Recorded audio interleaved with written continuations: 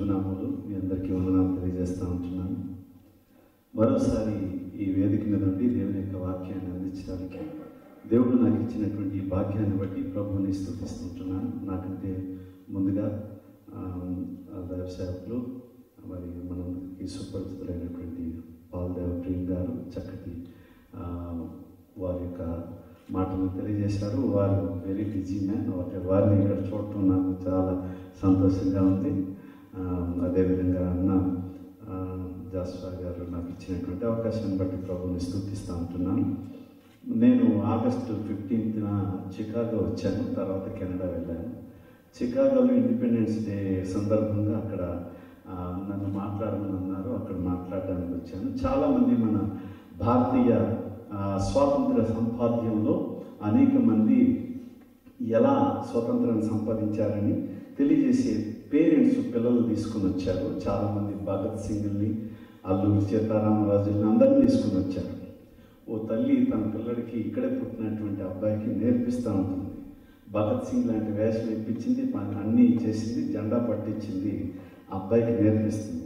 వందే మాతరం అని అనమంటుంది. ఆ కుర్రాడి నుంచి మండే మాత్రం అంటున్నాడు. ఈయన వందే మాత్రం అంటుంటే ఆ పిల్లోడు మండే మాత్రం. నిజంగా చాలా సంతోషం అనిపించింది. ఏంటంటే ఇక్కడ పుట్టిన పిల్లలకి వందే మాత్రం అంటే ఏంటో తెలియచేయాలన్నటువంటి ఆశ తల్లిదండ్రులుగా ఉండటం చాలా అభినందించదగినటువంటిది. అదేవిధంగా మన మిషనరీస్ పూర్వం మనం ఏ స్థలంలో నుండి మనం వచ్చామో ఆ స్థితిని, ఆ పరిస్థితిని జ్ఞాపకం చేసుకొని మన దేశంలో ఉన్నటువంటి నశించిపోయే వారి కొరకు ప్రార్థించడం అన్నటువంటిది ఓ మంచి భాగ్యంగా నేను తలస్తూ ఉంటున్నాను. అంత మాత్రమే కాదు కానీ మరి దావీదు చెప్పిన రీతిగా నేను ఇంతగా ఇచ్చించబట్టు నేను ఏపాటి వాడిన ప్రభు అని తన రాజైన తర్వాత తన గొర్రెలు కాసిన స్థితిని ఓసారి గుర్తు చేసుకుని ప్రభుని స్తుతించాడు. అటు రీతిగా మనం కూడా మన వెనుకటి మన భారతదేశంలో నశించిపోయే వాళ్ళు, అనేక మంది అవసరతలో ఉన్నటువంటి వారు, మరి ఈ విధంగా సేవా పరిచర్యలు చేస్తున్నటువంటి వారిని జ్ఞాపకం చేసుకోవడం ఎంతైనా మంచిదని, అభినందించదగినటువంటిదని నేను మరుస్తూ ఉంటున్నాను. చాలా సమయం అయింది. మరి నేను త్వరగా నేను ముగించాలని నా మాటలు నేను తలుస్తూ ఉంటున్నాను. నేను నిజానికి పూర్వం గత సంవత్సరానికి ఇప్పటికీ చూసినట్లయితే దేవుడు పరిచర్యలో చాలా విషయాలని అభివృద్ధిపరిచారు. నేను గతంలో ఎన్నో మీకు చెప్పాను పరిచర్యలో. లాస్ట్ ఇయర్ నుంచి ఇప్పటి వరకు జరిగిన పరిచర్యలో 1-2 మాటలు చెప్పాలని ఆశపడుతూ ఉంటున్నాం. మేము ఇప్పుడు ప్రజెంట్ 38 మంది పిల్లలకి ఆర్ఫనైజ్ రన్ చేస్తూ ఉంటున్నాం, సోషల్ సర్వీస్. అదేవిధంగా ఇప్పుడు లెపర్సీ 70 కుటుంబాలు ఫుల్బాగ్లో, విజయనగరంలో ఒక ప్రాంతంలో లెపర్సీ కాలనీ ఉంది. వారికి ప్రతి నెల 2వ ఆదివారం రైసు, పప్పు, సబ్బులు, తర్వాత వారి బ్యాండేజెస్, తర్వాత మెడిసిన్స్ వారికి ఫ్రీగా మేము ఇస్తూ ఉంటున్నాం. అంత మాత్రం కాదని వాళ్ళ పిల్లల్ని కూడా వాళ్ళ బెగ్గింగ్కి వాళ్ళని ఆ తొట్టెతో తోసుకొని వెళ్ళడానికి ఉపయోగిస్తూ వాళ్ళకి చదువులు లేకుండా అయిపోయారు. అందువలన చాలామంది ఆ పిల్లలకి వాళ్ళు కూడా పిల్లలు తల్లిదండ్రులు చనిపోతే వీళ్ళు ఏ పని రాక, ఏ పనికి వెళ్ళక బెగ్గింగ్ మీద ఆధారపడితే కనుక బండి తోసినటువంటి వాళ్ళకి, అందులో ఉండి అడుక్కున్నటువంటి వాళ్ళకి ఇద్దరు సమానంగా పంచుకుంటారనమాట. కొంతమంది వెళ్ళలేనటువంటి వారు ఉన్నారో అడుక్కునేదానికి, అప్పుడు వాళ్ళు చాలా ఆహారానికి కొరత ఏర్పడి చాలా ఇబ్బందులు పడుతూ ఉంటున్నారు. మరి ఆ విషయం ప్రార్థన చేసినప్పుడు వారి మీద దేవుడు ఇది చేయమని అని చెప్పినప్పుడు దాన్ని చేయటానికి ప్రయత్నం చేస్తూ ఉంటున్నాం. ఆ పిల్లలకి కుట్టు ట్రైనింగ్, ఫ్రీ టైలరింగ్ నేర్పిస్తూ ఉంటున్నాం. స్లమ్ ఏరియాలో ఉన్నటువంటి దళిత స్త్రీలకి, అదేవిధంగా కొజ్జా ప్రజలకి, కొజ్జా వాళ్ళు 3000 మంది విజయనగరం జిల్లాలో ఉన్నారు. గతంలో 1150 మంది ఉన్నారు. కొత్తగా వాళ్ళు 3rd జనరల్గా ప్రభుత్వం గుర్తింపు ఇచ్చింది కనుక భారతదేశంలో సుమారు ఇప్పుడు ఎక్కువ మంది ఆ 3rd జనరల్గా ఉండటానికి ఇష్టపడుతూ ఉంటున్నారు. కాబట్టి 3000 మంది అయ్యారు. కాబట్టి వాళ్ళకి ట్రైబల్ ఏరియాలో సవరా జాతాపు తెగల నుంచి ఎక్కువ మంది ఈ నపుంసకులుగా ఎంచబడుతున్నటువంటి వాళ్ళు ఉన్నారు. వాళ్ళని అక్కడ యజ్జోగులు అని పిలువబడతారు. వారు ఆ గ్రామాల్లో ట్రైబల్ తండాల్లో వారు పూజారులుగా పిలువబడతారు. కాబట్టి వాళ్ళకి 3 జీవన విధానాల్లో వాళ్ళు పోషణ జరుగుతూ ఉంటుంది. ఒకటి వాళ్ళకి తెలిసినటువంటి యాచక వృత్తి, రెండవది వారికి ప్రొఫెషనల్ డాన్సర్స్గా ఉంటున్నారు చాలామంది. నార్త్ ఇండియాలో వారు ఒక డాన్స్ చేస్తే సుమారు 21,000-50,000 రూపాయల వరకు కూడా ఒక డాన్స్కి ఇస్తారు. గుంపులుగా తెగలుగా వాళ్ళు నివసిస్తూ ఉంటుంటారు.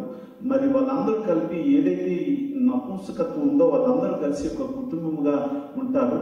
మూడవ ప్రవృత్తి వాళ్ళు ఏంటంటే అది సెక్స్ వర్కర్లుగా ఉంటున్నారు.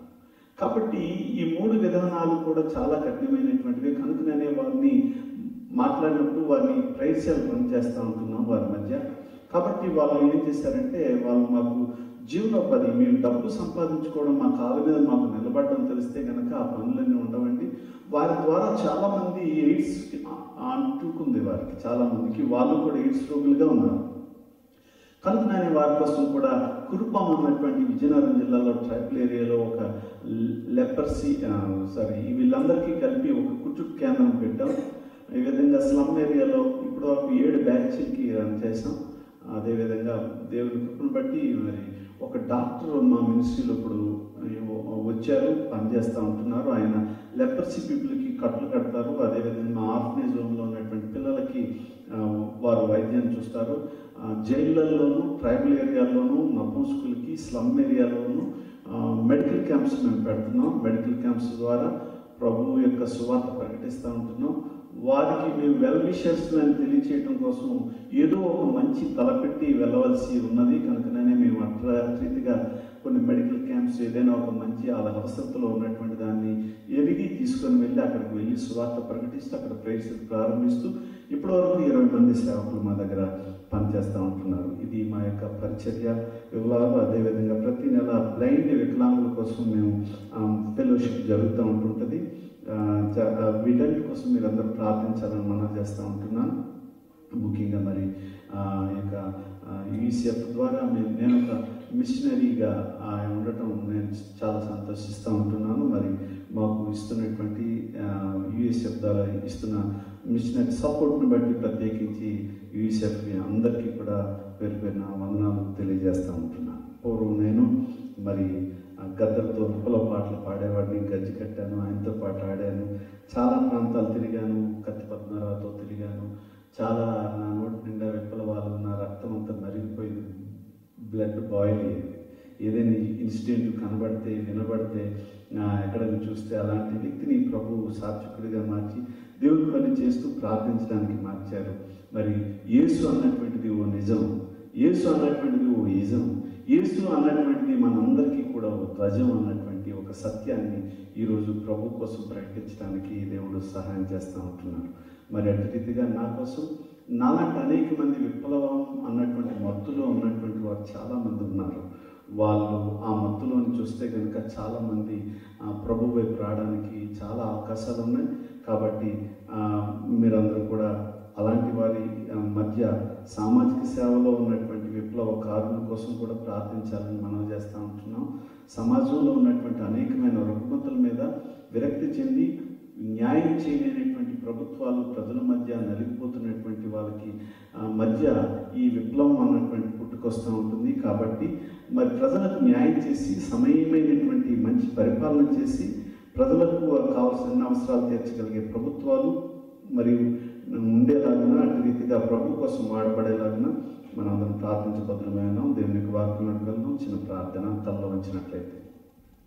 సకల ఆశీర్వాదాలకు కారణభూతుడైన తండ్రి, పరిశుద్ధుడా నీకు వందనాలు.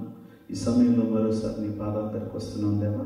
ఇదిగో ప్రభా నాయన, అల్పుడిని అయోగ్యుడిని ఎందుకు పనికిరానటువంటి నన్ను నీ పని కొరకు నీ సేవ కొరకు పిలుచుకున్నావు నాయన. నన్ను ప్రభా వాడుకోమని, నీవే ప్రభా నీ మహదైశ్వర్యంలో నన్ను బలపరచమని, నీ ప్రజలకు ఆయన అర్థవంతంగా ఆయన అనుభూతిని పిలిచి వడ్డించమని, ఆత్మీయ దాహాన్ని తీర్చమని, బలపరచమని ప్రార్థన యేసు నామమున అడిగి వేడుకుంటున్నాము తండ్రి. ఆమె సమయంలో 2వ రాజుల గ్రంథం 5వ అధ్యాయము మనం చూసినట్లయితే ఈరోజు నేను తీసుకున్నటువంటి అంశము నిరాశ, డిసప్పాయింట్మెంట్. ఇది ప్రతి ఒక్కరూ కూడా ఈ నిరాశ అన్నటువంటి దాని గుండా ఏదో ఒక సమయంలో ఏదో ఒక సందర్భంలో ప్రతి ఒక్కరూ కూడా దాని రుచి ఏంటో మనం ఎరిగినటువంటి వాళ్ళు. ఎందుకంటే ఈ ప్రపంచంలో ఈ భూభాగంలో దేవుడు ఎన్నుకొని తన స్వారూప్యం ఇచ్చి తన స్వరక్తం ఇచ్చి ఎన్నుకున్నటువంటి ఈ సృష్టి 2 ఆయుధాల ద్వారా సాతానుడు కోల్పోవడానికి ప్రయత్నం చేశాడు. ఒకటి దురాశ, రెండోది నిరాశ. ఆయన దగ్గర చాలా వెపన్స్ ఉన్నాయి కానీ అవన్నీ పనిచేయట్లేదు సరిగా. కానీ ఈ 2 ఆయుధాలు మాత్రం చాలా బలంగా పనిచేస్తున్నాయి. దురాశ గర్భం ధరించి పాపంలో కనుక పాపం పరిపక్వమై మరణంలో కాదని. ఏదైనా తోటలో దేవదూతలు అయిపోవాలన్నటువంటి దురాశ ఆదాము అవ్వల ద్వారా మానవుని పాపిగా ఎంచి దేవునికి దూరం చేసింది.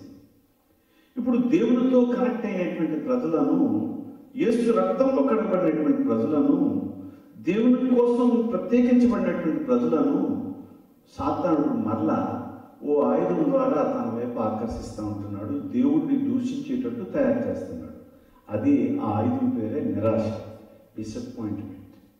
మన జీవితాల్లో చాలాసార్లు డిసప్పాయింట్మెంట్ అన్నటువంటిది ఎప్పుడు వస్తుందంటే, మనకు మనం ఏదైనా ఒక ఆలోచన చేసుకొని అది జరగలేనప్పుడు మనం నిరాశ చెందుతాం.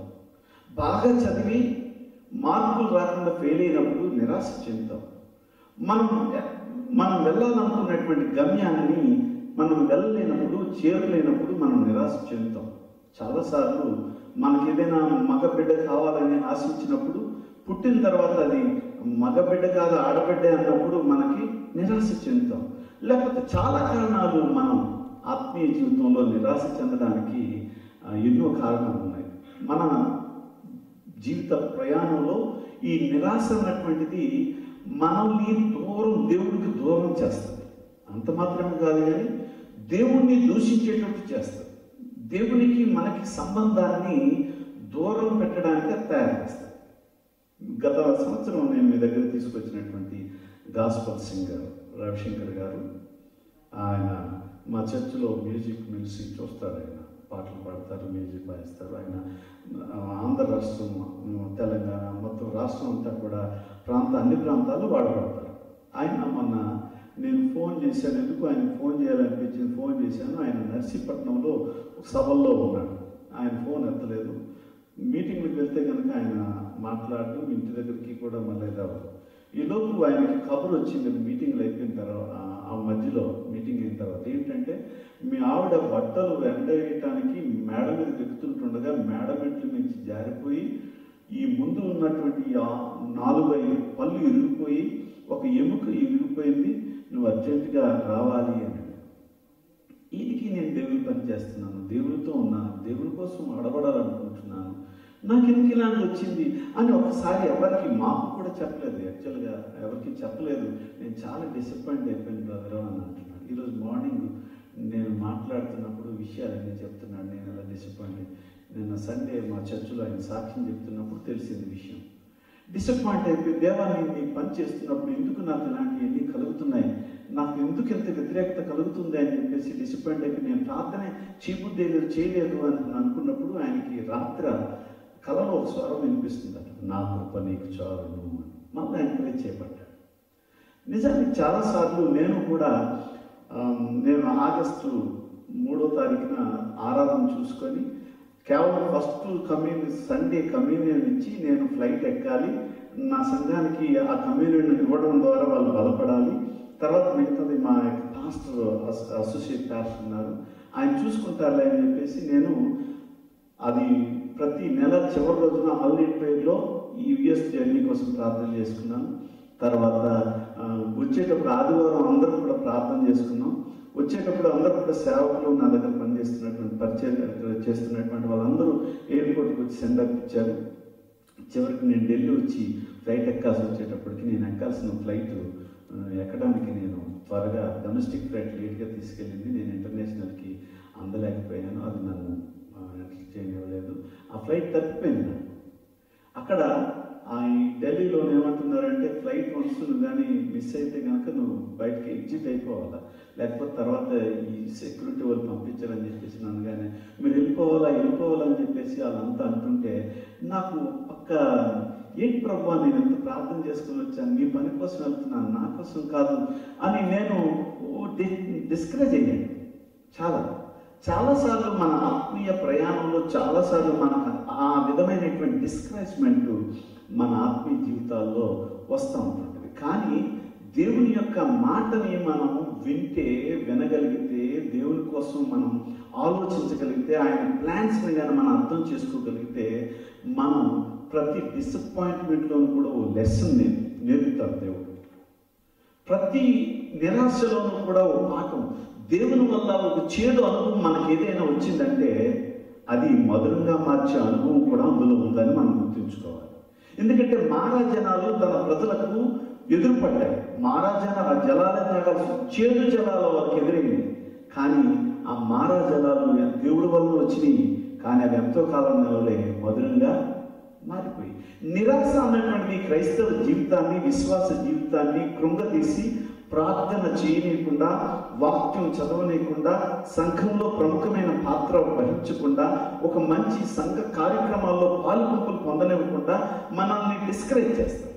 కనుక నేను దీన్ని ఎదిరించడం అన్నటువంటిది కేవలం దేవునితో లింకప్ అయి దేవుని యొక్క చిత్తాన్ని, దేవుని యొక్క ప్రణాళికని మళ్ళా తెలుసుకోవడం వలన మాత్రమే మనం దాన్ని అధిగమించగలం.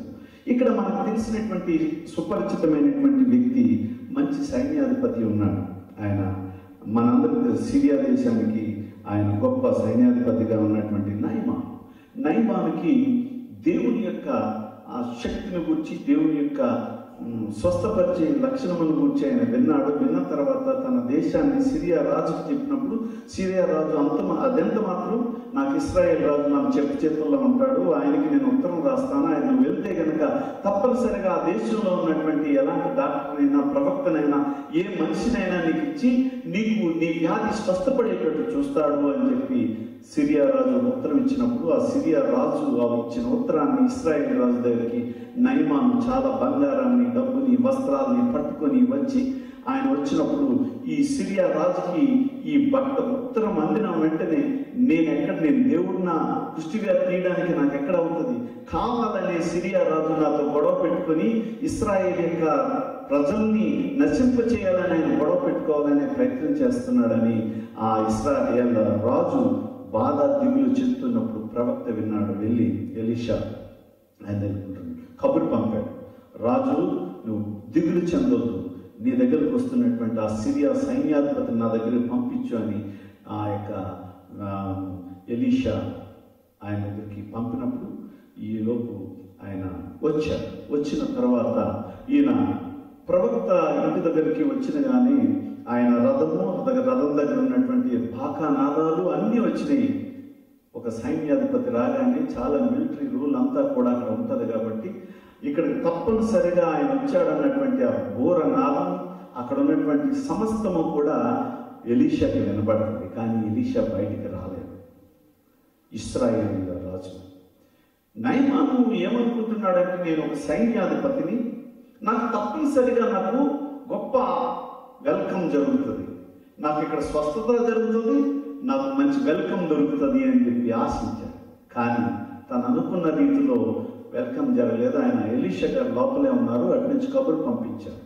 వచ్చినటువంటి ఆ సైన్యాధిపతి, యోగ్దానుడంలో 7 మార్లు మొదలుమను ఆయన స్వస్థత కలుగుతుంది చెప్పండి అని అన్నాడు. ఈయన చాలా డిస్కరేజ్ అవుతున్నాడు. నేను అంత దేశం నుంచి వచ్చాను, ఇంట్లో నుంచి బయటికి రాలేడా, నాతో మాట్లాడలేడా, నా మీద చెయ్యించి ప్రార్థన చేసి నన్ను బాగు చేయలేడా, ఏమనుకుంటున్నాడు ఆయన అని లోపల డిస్కరేజ్ అవుతున్నాడు. చాలా నిరాశ చెందిపోయాడు. చాలా కోపం, నిరాశ రెండు వచ్చింది. ఒకసారి నిరాశ వచ్చిందంటే, నిరాశలో ఎప్పుడైనా మన పిల్లలు నిరాశగా మనం ఉంటున్నాడు, మన పిల్లలు డాడీ అని వచ్చినా కూడా వారిని కొట్టడం, తోసేయడం చేస్తాం. బాధి వచ్చినా కూడా, అంటే నిరాశ మనల్ని ప్రేమ లేనిటువంటి వారిగా మార్చేస్తాం. నిరాశ ప్రార్థన చేయలేకుండా చేస్తాం. నిరాశ బైబిల్ని చదవలేకుండా చేస్తాం. దాన్ని అధిగమించడం కానీ, దాన్ని డీల్ చేయడం కానీ ఒక విశ్వాసిగా, ఒక క్రైస్తవుడిగా నీకు కానీ తెలుసుంటే కనుక ప్రపంచం నీకు గుట్లో ఉంటుంది, పరలోకపు తాళాలు నీ చేతుల్లో ఉంటాయి. Praise Lord. దేని బిడ్డారా, ఈయన డిస్కరేజ్ అవుతున్నాడు. నయమాను చాలా కలత చెందుతున్నాడు. ఆయన వెనుదిరిగిపోతున్నాడు. వెనుదిరిగిపోయి ఇశ్రాయేలు దేశంలో ఉన్నటువంటి యోర్దాను నది తప్పించి మా దేశంలో ఎన్నో మంచి నదులు ఉన్నాయి, ఆ పనికిరామాలైనటువంటి యోర్దాను నదిలో నన్ను మొదలమంటాడు ఆయన అని చెప్పి ఆయన ప్రశ్నించినప్పుడు ఆయన దగ్గర ఉన్నటువంటి సేవకుడు, ఆయన నిన్ను ఏదో అడగలేదు కదా, నిన్ను మొదలమన్నాడు కదా, నీకు స్వస్థత కావాలనుకుంటున్నావు, ఎందుకు నీవు అలా చేయలేవు, ఆయన మాట ఎందుకు వినలేవు అని చెప్పేసి ఆయన ప్రశ్నించినప్పుడు నిజంగా ఆయన ఆ మాటకు టచ్ చేయబడ్డాడు. వెంటనే యోర్దాను నదిలో వెళ్ళి ములిగాడు. ఆయన దేహం పసిపిల్ల దేహం వల్ల మారిపోయింది. ఎప్పుడు అంటే తన జీవితంలో తనకున్నటువంటి తలాంతులను, తనకున్న పలుకుబడిని, తనకున్నటువంటి ధనబలాన్ని, తనకున్న వస్త్ర బలాన్ని, తనకున్న బంగారాన్ని, తనకున్న ఇన్ఫ్లుయెన్స్ని అంతటినీ కూడా ఉపయోగించి తాను పొందుకోవాలనుకున్నాడు. కానీ అది జరగలేదు. దేవుని దగ్గర మనకున్నటువంటి మన గొప్పతనం, మన పేరు, మనకున్న రూపము, మనకున్న అందము, మనకున్న పలుకుబడి, మనకున్న కులం, మనకున్న బలగం, మనకున్న బంధు బలగం ఏవి దేవుని దగ్గర వర్కౌట్ అవ్వదు. కేవలం దేవుని యొక్క మాట వినటం వలన మాత్రమే మనం ప్రతి విషయాన్ని, ఎలాంటి సాతానుడు వేసిన ముచ్చునైనా, ఎలాంటి ఆయుధాన్నైనా ఎదిరించగలగాలంటే ఒకే ఒక ఆయుధం ఏంటంటే ఆయన మాట వినడం. ఇక్కడ నయమాను దేవుని యొక్క మాట విన్నాడు. తన యొక్క జీవితంలో ఎప్పుడూ చూడలేనటువంటి గొప్ప అద్భుతాన్ని చూశాడు. సంతోషంతో వెళ్ళాడు. ఆయన ఇచ్చిన టెస్టిమోనీని కానీ మనం చూసినట్లయితే, గమనించినట్లయితే, ఇశ్రాయేలు దేవుడు తప్ప మరొక దేవుడు లేడు అంటాడు. చూడండి 15వ వచనం, 2వ రాజులు 5వ అధ్యాయం 15వ వచనం.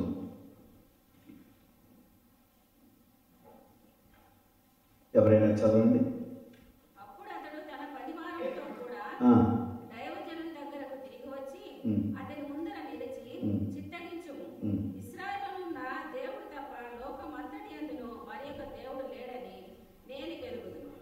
ఇప్పుడు నీవు నీ దాసుడినైన నా యొక్క బహుమానం తీసుకొనవలసినదని అతనితో చెప్పగా, గమనించినట్లయితే ఒక దేవుని ఎరుగని అన్యులు ఇచ్చిన టెస్టిమోనీ ఏంటంటే ఇశ్రాయేలు దేవుడే నిజమైన దేవుడు అని ఒప్పుకునేటట్టు చేసింది. ఆయనకి అంతకుముందు అసమాధానం ఉంది, అసహనం ఉంది, దేవుడంటే కోపం ఉంది, దైవ సేవకులంటే కోపం ఉంది, దేవుని యొక్క మాటలు చెప్పేవారంటే కోపం ఉంది. కానీ ఇప్పుడు ఆ కోపం లేదు. ఎందుకంటే దేవుడిని గురించి తెలుసుకున్నారు, సత్యం గురించి తెలుసుకున్నారు. అంటే ఒక నిరాశ అన్నటువంటిది ఎప్పుడు పోతుంది అంటే మన జీవితంలో దేవుని యొక్క చిత్తాన్ని మనం నెరవేర్చినప్పుడు మనకున్నటువంటి నిరాశ పోతుంది. ఒక్కోసారి ఒకవేళ దేవుడు తానే ఎలా చేస్తే నిరాశని, డిస్కరేజ్మెంట్ మనకి వస్తే కనుక అది ఒక చేదు అనుభవం మనలాగా అనుకుంటాం, కానీ అది మధురంగా మారిపోతుంది. మరొక వ్యక్తి దేవుడి దగ్గరికి వచ్చి ఉన్నాడు. ఆయన లోకాసువార్తలో యవనస్తుడు, ఆయన అధికారి అని ఉంది, ఆయన ధనవంతుడు అని ఉంది, ఆయన యవనస్తుడని కూడా ఉంది. అంటే ఆయన 3 రకాలైన బలాలు ఉన్నాయి. ఏంటి? ఆయన అధికారం ఉంది, పవర్ ఉంది, ఆయన దగ్గర యవనస్తుడు బలం ఉంది, వయస్సు ఉంది. ఆయన చాలా దేవుని యొక్క విధేయత, భక్తి కలిగినటువంటి వ్యక్తి. ఆయన ఈ విధమైనటువంటి క్వాలిటీ కలిగిన వ్యక్తి యేసు ప్రభు దగ్గరకు వచ్చి నిత్య జీవాన్ని పొందుకోవడానికి నేను ఏం చేయాలి అని అడిగినప్పుడు యేసు ప్రభు చెప్పినటువంటి మాట, ఆయన ఆజ్ఞలన్నీ పాటించు అని అన్నాడు. ఓకే, నేను ఎప్పుడు చిన్నప్పటి నుంచి చేస్తున్నాను అని చెప్పాడు. అయితే నీ దగ్గర ఒక కొదువుగా ఉంది, నీ దగ్గర ఉన్నదంతా కూడా అమ్మేసి పేదలకి ఇవ్వు అన్నాడు. ఆ మాట యేసుప్రభు మాట వినలేక ముఖం చిన్నముచ్చుకొని వెళ్ళిపోయాడు.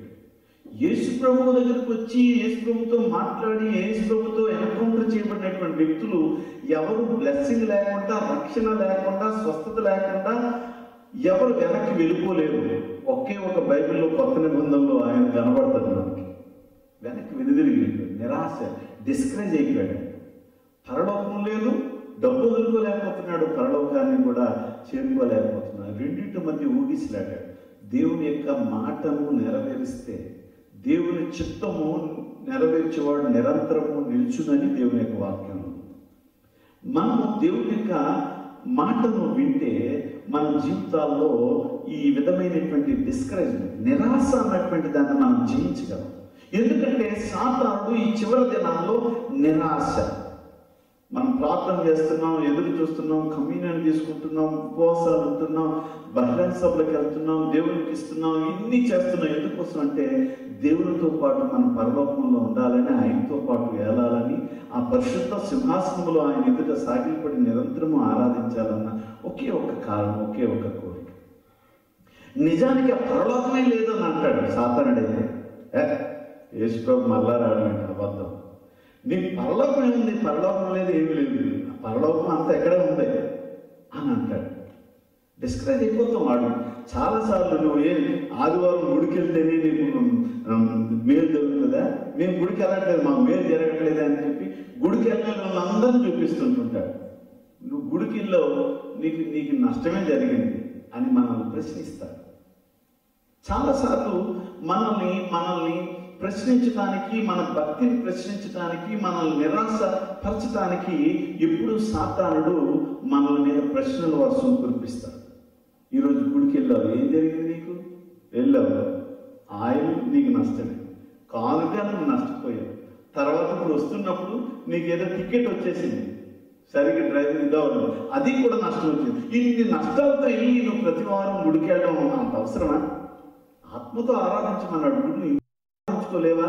ఇలాంటి రకరకాల ప్రశ్నలు వేస్తాడు సాతానుడు. యొక్క మనిషి యొక్క విశ్వాసిని, బలంగా ఎదుగుతున్న వ్యక్తిని అనేకమైన ప్రశ్నల వర్షం కురిపిస్తాడు. బోన్లో నిలబడినటువంటి ముద్దాయికి ఆ డిఫెన్స్ లాయర్ అడుగుతాడు, క్వశ్చన్ల మీద క్వశ్చన్లు అడుగుతాడు. ఎందుకంటే ఎక్కడో దగ్గర పట్టబడతాడు. అందుకే క్వశ్చన్ల మీద నాన్ స్టాప్ క్వశ్చన్లు వేస్తాడు. సాతానుడు క్వశ్చన్లు వేస్తాడు. ఇది నిజమా అన్నాడు ముందు. ఏదైనా తోటలో క్వశ్చన్ మార్క్ అనేది ఎలా ఉంటుంది? సర్పం పడగెత్తినటువంటి గుర్తులో ఉంటుంది క్వశ్చన్ అన్నది. కాబట్టి సాతానుడు మనల్ని నిత్యము ప్రశ్నిస్తూ ఉంటుంటాడు. నీకు పరలోకం ఉందా? నువ్వు ఆరాధన చేస్తే ఆనందం వస్తుందా? నువ్వు నిజంగా పీస్ పొందుకున్నావా ఈరోజు? ఇలా ప్రశ్నల వర్షం. దావీదు అంటాడు, చూడండి, కీర్తన గ్రంథం 22:2 చూడండి. కీర్తనలో 22:2. నా దేవా, పగలు నేను మొరపెట్టుచున్నాను, రాత్రి వేళను నేను మౌనంగా ఉండట్లేదు, అయినను నీవు నాకు ఉత్తరం ఇవ్వకున్నావు. ఇప్పుడు ఏంటంటే ఈయన 22 దీనిలోను దేవుడు నా ప్రార్థన వినట్లేదు, నాకు ఉత్తరం ఇవ్వట్లేదు, నాతో మాట్లాడట్లేదు, డిస్కరేజ్. చాలాసార్లు మనం ప్రార్థన చేస్తాం, ప్రార్థనకి సమాధానం రాకపోతే కనుక మనకు డిస్కరేజ్, చాలా నిరాశ పడిపోతుంటుంటాం. వెంటనే వచ్చేయాలి, మనం ఎలా అడగగానే అలా జరిగిపోవాలి. చాలాసార్లు అబ్రహాము చాలాసార్లు అడిగాడు, నువ్వు కొడుకునిస్తానన్నావు, నాకు స్వాస్థ్యంగా ఇస్తానన్నావు, ఇవ్వు ప్రభు అన్నాడు. ఆయన 30 సంవత్సరంలో ప్రారంభమైన వాగ్దానం అడుగుడు 99 వరకు అడుగుతూనే ఉన్నాడు. నిజానికి అబ్రహాం ఎప్పుడు నిరాశ చెందలేదు, కానీ నిరాశ పడ్డాడు. అయినా దేవుడి మీద నమ్మిక ఇచ్చాడు. మళ్ళా నువ్వు ఎన్నిస్తే ఏమి లాభం, నాకు కొడుకు లేడు కదా, బిడ్డనివ్వలేదు కదా అని అంటున్నప్పుడు ఆయన చివరికి 99 ఏళ్లలో తన యొక్క వాగ్దానాన్ని, తన చిత్తాన్ని దేవుడు నెరవేర్చిన తర్వాత గొప్ప ఆనందం. ఎందుకంటే మన జీవితాల్లో కోపాన్ని అధిగమించాలి, పాపాన్ని అధిగమించాలి, తర్వాత నిరాశను అధిగమించాలి, కన్నీటి సంబంధమైన అనేకమైనటువంటి బాధలు, ఎన్నో అవమానాలు, నష్టాలు, కష్టాలు, ఇవన్నీ కూడా భక్తిలో ఒక భాగమే. సంఘం శ్రమల గుండా వెళ్తుందని వాగ్దానం ఉంది. చివరి దినాల్లో ఆయన రాకడ కాల సమయంలో అనేకమైన శ్రమల గుండా తన సంఘం ఉంటుందని బైబిల్లో ఉంది. కానీ మనకి దాన్ని ఎస్కేప్ అవ్వాలని ప్రయత్నం చేస్తాం. నో, అవుతుంది. తప్పనిసరిగా శ్రమల్ని కొలిమిలో నుండే వెళ్ళాలి. శ్రమల కొలిమిలో నుండే ఓ బంగారం అందంగా తీర్చిదిద్దపడుతుంది. తనకున్న మస్తుని కోల్పోయి స్వారూప్యాన్ని పెంచుకుంటారు, తన అందాన్ని పెంచుకుంటారు.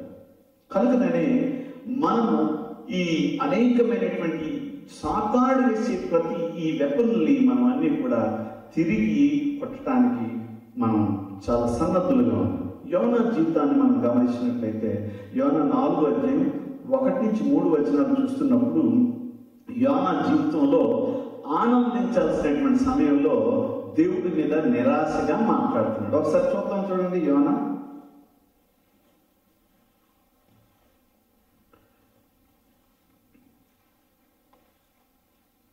ఎవరైనా చదవండి దయచేసి. యోనా 4:1-3. యోనా దీన్ని చూసి బహు చింతాక్రాంతుడై కోపగించుకొని, యెహోవా, నేను నా దేశమందు ఉండగా ఇట్లు జరుగునని నేను అనుకుంటున్నాను కదా, అందువలనే నీవు కటాక్షమును జాలియును బహుశాంతమును అత్యంత కృపయు గల దేవుడవై ఉండి పశ్చాత్తాపడి కీడు చేయక మానదు అని నేను తెలుసుకొని దానికి ముందుగానే తర్షీషునకు పారిపోతిని. రైట్. యోనా చేసినటువంటి తప్పు ఏంటంటే, దేవుని చిత్తాన్ని నెరవేర్చడానికి బదులు దేవుడు ఉద్దేశించిన స్థలానికి పోకుండా దేవుడు ఉద్దేశించిన స్థలంలోకి వెళ్ళిపోవడానికి ప్రయత్నం చేస్తున్నాడు. ఈ సమయంలో నినివే ప్రజలను దేవుడు కనికరించాలని దేవుడు వాంఛ కలిగి యోనా ద్వారా ప్రకటన చేసి ప్రజలందరూ చాలా దీనులుగా ఉపవాసం ఉండి ప్రార్థన చేసినప్పుడు ఆ దేశాన్ని మళ్ళా కాపాడు.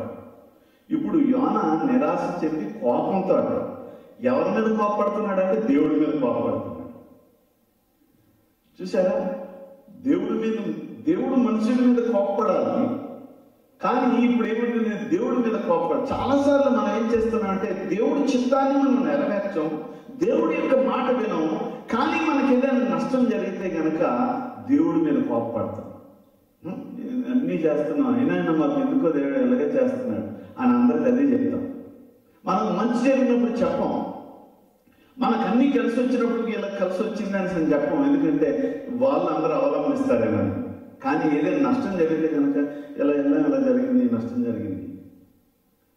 చాలాసార్లు నేను ఈరోజు నాకు ఒక ఆఫ్రికన్ ఫ్రెండ్, ఆయన కారు మీద మార్నింగ్ నేను జెర్సీ సిటీలో వెళ్తున్నాను, దేవుని గుడికి వెళ్తుంటుంటే ఎందుకో తెలియదు, ఈయన నన్ను తీసుకెళ్తుంటున్నప్పుడు ఆయన ముందు వెళ్తున్న కార్ని సడన్గా, ఆయన మంచి ఎక్స్పర్ట్ డ్రైవర్, కానీ ముందున్న కార్ని ఉద్దేశాడు. ఆవిడేమి వదలలేదు, ఏం డ్యామేజ్ ఏం లేదు, వదలనివ్వట్లేదు, మమ్మల్ని గుడికి వెళ్ళనివ్వట్లేదు. పోలీసు రావడానికి చాలా టైం పట్టింది. తర్వాత వాళ్ళు వచ్చిన తర్వాత ఏమి లేదమ్మా, ఒకవేళ మ్యూచువల్ ఏమైనా పెద్ద నష్టం జరిగితే కనుక మీ ఇద్దరు ఒకరికొకరు షేర్ చేసుకోండి, తర్వాత మీ ఇద్దరు ఇచ్చుకోండి అని చెప్పి ఈ పోలీస్ చెప్పాడు. తర్వాత ఒక 20 నిమిషాలు అంతా అయింది. ఇప్పుడు మేము వెళ్తుంది ఎక్కడికి వెళ్తున్నాం? గుడికి. ఆయన కూడా పాస్టరే. ఇప్పుడు మీ ఇద్దరం వెళ్తున్నటువంటి దానికి గుడికి వెళ్తున్నందుకు ఈ విధమైన పని జరగగానే ఏమొస్తుందంటే డిస్కరేజ్ అవుతుంది, నిరాశ చెందుతుంటాం. చాలాసార్లు మనం ఏదైనా ఒక ఉన్నతమైన ఉద్దేశాన్ని పని పెట్టుకుంటున్నప్పుడు ఏదైనా నిరాశ కలిగితే కనుక మనం ఎప్పటికీ ఆ పని చేయకూడదని అనుకుంటాం అన్నమాట. సాతానుడు అదే చేస్తాడు. మనం అందరినీ పిలుస్తాం, కష్టపడతాం, ఉదయం సాయంత్రం వచ్చి చాలా బాగా అందరికి వచ్చిన వాళ్ళందరికీ రెడీ చేస్తాం, బాత్రూమ్లు కానీ క్లీన్ చేసేస్తాం, భోజనాలు, చేపలు ఇవన్నీ రెడీ చేస్తుంటుంటాం. వచ్చిన అందరిలో ఎవరిలో ఒకరిలో దూరుతాడు సాతానుడు. అన్నీ మన సాంబార్ అసహ్యం ఉంది అని అనిపిస్తాడు. ఈ సాంబార్ అసహ్యంగా ఉన్నమాట ఏవి అనబడవు, బాగున్నాయి చికెన్ కర్రీ అన్ని బాగున్నాయి అని చెప్పి మాట ఏది మనకు వినబడదు. కానీ సాంబార్ అసహ్యంగా ఉందనిసిన మాట వస్తుంది. ఇంకేమైనా చూసారా? అప్పటికీ నీకు ఎన్నిసార్లు చెప్పానని భర్తతో వాదిస్తే, నువ్వు ప్రాంతంలో పెట్టద్దు, ఎందుకు పెట్టాలా, వాళ్ళు ఎందుకు పిల్లాలా, వాళ్ళ చేత ఎందుకు మాట అనిపించుకోవాలా? ఏం చేస్తుందంటే నిన్ను ఫెలోషిప్ డిన్నర్ని అంటే ఆతిథ్యం చేయడానికి దూరం చేసేస్తుంది. చెయ్యదు. భక్తి అంటే ఆతిథ్యము చేయట మరొకటి అని ఉంది బైబిల్లో. అంటే భక్తిలో ఒక భాగాన్ని ఆతిథ్యం అన్నట్టు, కానీ డిస్కరేజ్ చేస్తుంది. అలాగే చాలా మంది ఏం చేస్తారంటే ఎక్కడో ఒకసారి జరిగిన ఇన్సిడెంట్ వాళ్ళ జీవితంలో 30 సంవత్సరాల జీవితంలో ఎప్పుడో వాళ్ళ ప్రారంభంలో జరిగిన ఇన్సిడెంట్ని ముసలైపోయిన వరకు అప్పుడు ఏం జరిగింది తెలుసు కదా, అందుకే నోరు మూసుకొని ఉండాలంట. ప్రార్థనలు పెట్టుకునేవారు, ఎవరికైనా సహవాస విందులు ఇవ్వనివ్వరు, ఎవరిని చేర్చుకోనివ్వరు. ఎన్నెన్నో ఆత్మీయమైనటువంటి సహవాసానికి, ఆత్మీయంగా ఉండడానికి చాలా ఎన్నో నష్టాలని చూపిస్తూ ఉంటాడు. కీర్తనల గ్రంథం మరి మనం 30 వచనాన్ని కూడా ఒకసారి చూద్దామండి. ఆయన కోపము నిమిషమాత్రం ఉండును, ఆయన దయ ఆయుష్కాలం అంతయు నిలుచును. రైట్.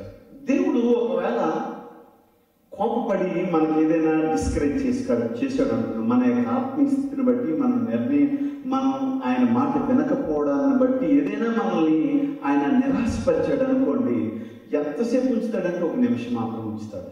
తర్వాత మళ్ళీ ఆయన మన మీద కనికరపడతాడు. We have to wait. ఆయన కృప కొరకు ఎదురు చూడాలి. ఆయన కృప కొరకు మనం ఎదురు చూస్తున్నప్పుడు బలం పొందుకుంటాం, రెట్టింపైన ఉత్సాహంతో ఉంటాం. దేవుని కోసం మనం బలంగా పనిచేయాలి. నేను చాలాసార్లు మరి ఎందుకు తెలియదు, నేను ఎక్కుతున్నటువంటి విమానాన్ని బుక్ చేసేటప్పుడు నా కార్డు పేమెంట్ ఆన్లైన్ పేమెంట్ చేస్తున్నట్టు చౌకగా దొరికిందని ఆ టికెట్ ఆన్లైన్లో ముందు అడ్వాన్స్ కట్టాలని చేస్తుంటే 3-4 సార్లు ఫెయిల్ అయింది. దేవుడి చిత్తం ఏంటంటో గ్రహించడానికి, అది దేవుడు వద్దంటున్నాడా, విమానం వద్దంటున్నాడని నేను నోరు మూసుకొని ఉండాలి కదా. ఎలాగైనా దాన్ని ఎక్కిపోవాలని చెప్పి, బాబు ప్లీజ్ ఎక్స్క్యూజ్ చేయండి, రేపు ఎలాగైనా కట్టేస్తాను, కార్డు పనిచేయట్లేదు, రేపు ఆన్లైన్లో మనీ వేసేస్తానని చెప్పి అది వాదించిన టికెట్ కొనుక్కున్నాను. ఏమైందంటే నిరాశ మిగిలింది. చాలాసార్లు దేవుడు మనకు కొన్ని పాఠాలు కొన్ని జరుగుతూ ఉంటుంటాయి, కానీ అవి మన పాఠాలు అనుకోము. అవి మనకు నేర్పిస్తున్నాడు, ఆయన నేర్పిస్తున్నాడు అనుకుంటున్నాం, నేర్చుకోము. నేను దేవుడి దగ్గరికి వెళ్ళిన తర్వాత దేవాది నేను నీ పని కోసం వెళ్తున్నాను, నన్ను కనికరించు, నీ పనే కదా నన్ను నడిపిస్తాను. కానీ every moment we have to ask that God. మనం దేవుడిని చిత్తాన్ని అడగటం వలన ఆయన మనకి మంచి ఫలితాలను మనం చూడగలుగుతాం మన ఆత్మీయ జీవితాల్లో. ఆయన కోసం మనం ఎదురు చూస్తున్నప్పుడు నాకు ఎంత అడవాడు వచ్చానంటే, ఈ కాలుకు ఒకటి ఆ కాలుకు ఒకటి షూ వేసుకున్నాను. మీటింగ్ అయిపోయిన తర్వాత ఎవరైనా చూస్తే చూడవచ్చు, ఇప్పటికీ వాటితో మెయింటైన్ అవుతున్నాను. ఈ కాలుకు షూ వేసుకున్నాను, ఆ కాలుకు షూ వేసుకున్నాను, ఈ అడవాళ్ళు వచ్చి. దేవుడు చాలా ఎక్స్పీరియన్స్. దేవుడు నేను వెళ్ళేంత వరకు ఆ పాఠాన్ని నేర్పించడానికి దాన్ని ఉంచాడు. 70 రోజుల ప్రయాణంలో నా మాట నువ్వు అక్కడ బుక్ చేయొద్దన్నాను, బుక్ చేసావని చెప్పేసి దేవుడు నేర్పించాడు. అది నేర్చుకుంటున్నాను. ఇంకా చాలా మంది, నా ఫ్రెండ్ ఒకడు అన్నాడు, రేపు కొత్త షూ ఉంది తీసుకెళ్తాను. దేవుడు నాకు దీని ద్వారా ఒక పాఠం నేర్పించడానికి నన్ను ఇచ్చాడు, కాబట్టి నేను దీన్ని సాక్షిగా నేను ఎంచుకుంటున్నాను అన్నాను. Praise Lord. చాలాసార్లు మనకి దేవుడు అనేకమైన ఆత్మీయ పాఠాలు నేర్పిస్తాడు. ఆయన నిరాశలో ఆయన చాలా మనకి ఆశను కలిగించే గొప్ప ఆచార్యుడు ఆయన. కనుకనే మనం దేవుని యొక్క చిత్తాన్ని బలపరుస్తూ దేవుని కోసం ఉంటుండాలి. మత్తయి సువార్త 19వ అధ్యాయాన్ని చివరిగా మనం చూద్దాం. నా మాటలు ముగిస్తాను. 19వ అధ్యాయం 16 నుంచి 22. ఇదిగో ఒకడు ఆయన ఎద్దుకు వచ్చి, బోధకుడా, నిత్య జీవం పొందుటకు నేను ఏ మంచి కార్యం చేయవలని ఆయన అడిగాను. అందుకు ఆయన మంచి కార్యము లోక సువార్త 10వ అధ్యాయం 38 నుంచి 40 వరకు. లోక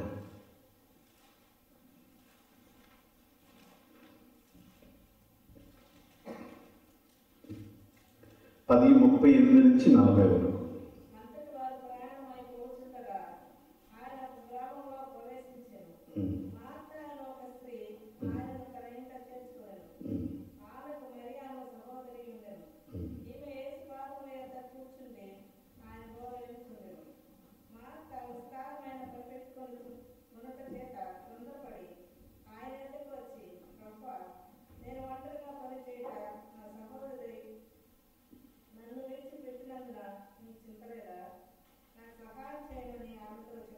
రైట్. ఇక్కడ ఏమవుతుందంటే, మార్త దేవుడి మాటలు వింటుంది, మరియా దేవుడి మాటలు వింటుంది, మార్త ఇంటి పనులు విస్తారంగా పెట్టుకుంది. ఇప్పుడు డిస్కరేజ్, నీకు చింత లేదా, దేవుడిని తిడుతుంది, దేవుడి మీద కోపపడుతుంది, యేసుప్రభు మీద కోపపడుతుంది. నీకు చింత లేదా, నీకు తెలియదా, మా సిస్టర్ని పనికి సాయం చేయాల్సింది చెప్పలేవా అని దేవుడిని ప్రశ్నిస్తాను. చాలాసార్లు ఆమె ఏమనుకుంటుందంటే, నేను ఇన్ని పనులు పెట్టుకున్నాను, ఆయన మెచ్చుకుంటాడు కాబట్టి ఆమెను కూడా పంపుతాడు, మేమంతా కలిసి అంతా అయిపోయిన తర్వాత అప్పుడు భోజనం చేస్తా ఉన్నాను. మార్త పక్కగా చెప్పాలంటే కనుక ముందు ఈటింగ్ తర్వాత మీటింగ్, అమెరికా స్టైల్లో. యేసుప్రభు అంటాడు ముందు మీటింగ్ తర్వాత ఈటింగ్ అంటాడు. దేవుని బిడ్డలు చాలాసార్లు మనం అనుకునేటట్టు మన చెప్పు చేతుల్లోకి దేవుడిని తెచ్చుకోవాలన్న ప్రయత్నం చేస్తూ ఉంటుంటాం. మనం అనుకున్నది జరగాలని అనుకుంటుంటాం.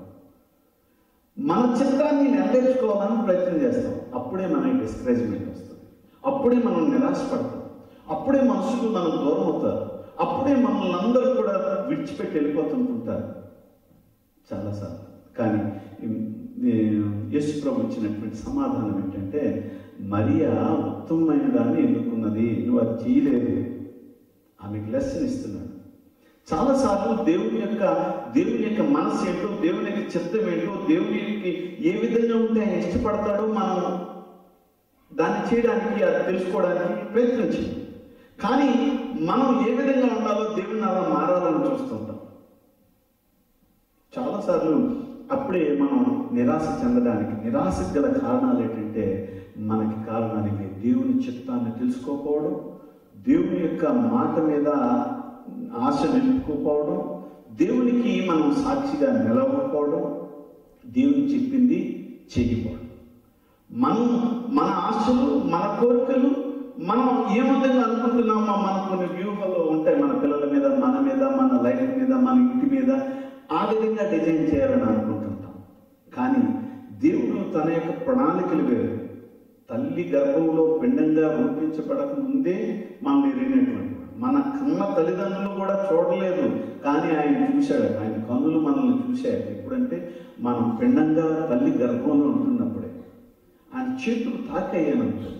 అంటే ఎక్కువ కన్సర్న్ ఎందుకు ఆయన కన్నటువంటి తల్లి చూడలేదు, లేకపోతే తండ్రి చూడలేదు, బంధువులు ఎవరు చూడలేదు, ఆయన చూశాడు. కాబట్టి ఆయనకే మన మీద చాలా ప్రణాళికలు ఉంటాయి.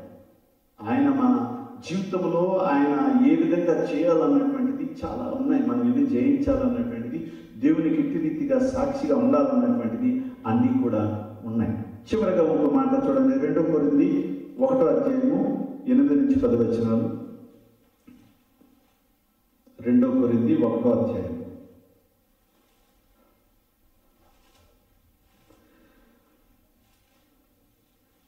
మన తండ్రి అయిన దేవుని నుండి, ప్రభువైన యేసుక్రీస్తు నుండి కృపా సమాధానములు మీకు కలుగును గాక. కనికరమును చూపు తండ్రి సమస్తమైన ఆదరణను అనుగ్రహించు దేవుడు, మన ప్రభువైన యేసుక్రీస్తు తండ్రియునైన దేవుడు స్తుతింపబడును గాక. దేవుడు మమ్మను ఏ ఆదరణతో ఆదరించుచున్నాడో, ఆ ఆదరణతో ఎట్టి శ్రమలలో ఉన్నవారినైనను ఆదరించుటకు శక్తి గలవారమగునట్లు ఆయన మా శ్రమ అంతటిలో మమ్మను ఆదరించుచున్నాడు. క్రీస్తు యొక్క శ్రమలు మా ఏనాడు విస్తరింపబడుచున్నావో, అలాగే క్రీస్తు ద్వారా ఆదరణ మాకు విస్తరించుచున్నది. మేము శ్రమ పొందినను మా ఆదరణ కొరకు, మీ ఆదరణ కొరకు, రక్షణ కొరకును పొందుదము. మేము ఆదరణ పొందినను మీ ఆదరణ కొరకే పొందుదము. ఈ ఆదరణ మేము కూడా పొందుచున్నట్లు ఆ శ్రమలను ఓపికతో సహించుటకు కార్యసాధనమై ఉన్నది. దేవుడు మన యొక్క అనేకమైన శ్రమంలోను, కష్టాల్లోనూ, మనకున్నటువంటి ఒంటరితనంలోను, నిరాశలోను, నిస్పృహలోను, మనకున్నటువంటి కన్నీటిలోను, మనకున్నటువంటి భయంలోను, సమస్తములోనూ చాలిన దేవుడు అన్నింటినీ. కనుకనే దేవుడు నిరాశని జయించడానికి శక్తిమంతులుగా మనల్ని చేసే దేవుడు ఆయన. ఎప్పుడు అంటే ఆయన చిత్త వృత్తి చొప్పున మనం నడుచుకుంటున్నప్పుడు, ఆయన చిత్తానికి మనం అప్పగించుకుంటున్నప్పుడు, ఆయన ఏదో ఒక ప్రణాళిక ఉంది ఈ యొక్క విషయంలో అని మనం గ్రహించినప్పుడు, మారా అన్నటువంటి జలాల దగ్గరకు వచ్చినప్పుడు వాళ్ళు నిరాశ చెందారు. కానీ అవి మధురంగా మారినప్పుడు ఆ జలాలను తాగి ఆనందించారు. నిజంగా మన జీవితాల్లో కూడా ఒక్కోసారి నిరాశ, భక్తిలో, మన వ్యక్తిగత జీవితంలో మనకు నిరాశ కలుగుతున్నప్పుడు ఆ నిరాశలోనే మనం నిలిచి ఉంటే గనక అవి మధురంగా మార్చబడతాయి. కనుకనే ప్రభు యొక్క పాద సన్నిధానంలో అట్టి రీతిగా దేవుని దగ్గర మన జీవితాలను అర్పించుకోబద్దులమే ఉన్నాం. దేవునికి మనం ఎప్పుడైనా నిరాశ కలిగితే కనుక దేవుడికి కోపించుకోవడం, దాన్ని విశ్లేషణ చేసుకోవాలి. ఇందులో నా పొరపాటు ఎంత ఉంది, నేను తొందరపడి తీసుకున్న నిర్ణయం ఎంతవరకు ఉంది, నేను చేసినటువంటి తప్పేంటి, నిరాశ కలుగుతున్నప్పుడు ఎనాలిసిస్ చేసుకొని ప్రభువాన్ని చిత్తం ఏంటో బయలుపరచండి అని అన్నప్పుడు మన హృదయంలో నెమ్మది కలుగుతుంది, దేవుడి మీద ప్రేమ కలుగుతుంది. ఆ యొక్క నిరాశలో నుంచి జయించడానికి శక్తిమంతులం అవుతాం. ప్రతి డిస్కరేజ్మెంట్లో మనం ఓటమి అని అనుకుంటున్నప్పుడల్లా కూడా మనం దీన్ని ఆయుధాన్ని, దేవుడి దగ్గర చిత్తాన్ని కనిపెట్టడం అన్నటువంటి దాన్ని మనం ఉపయోగిస్తే కనుక, దేవుడి దగ్గర ఆధారపడితే కనుక దేవుడు మనకు తప్పకుండా సహాయం చేస్తాడు. ఈ రాత్రికాల సమయంలో మనందరం కూడా నిరాశను జయించే ఒక గొప్ప యోధులుగా, సాతానుడు వేసి చివరి దినాల్లో క్రైస్తవులందరి మీద వాడుతున్నటువంటి ఈ నిరాశ ఆయుధాన్ని జయించే వ్యక్తులుగా మనం ప్రభు కోసం నిలబడి ప్రభు నామ మహిమార్థమే జీవిద్దాం. దేవుడు చిన్న మాటలు దీవించునుగాక. ఆమేన్.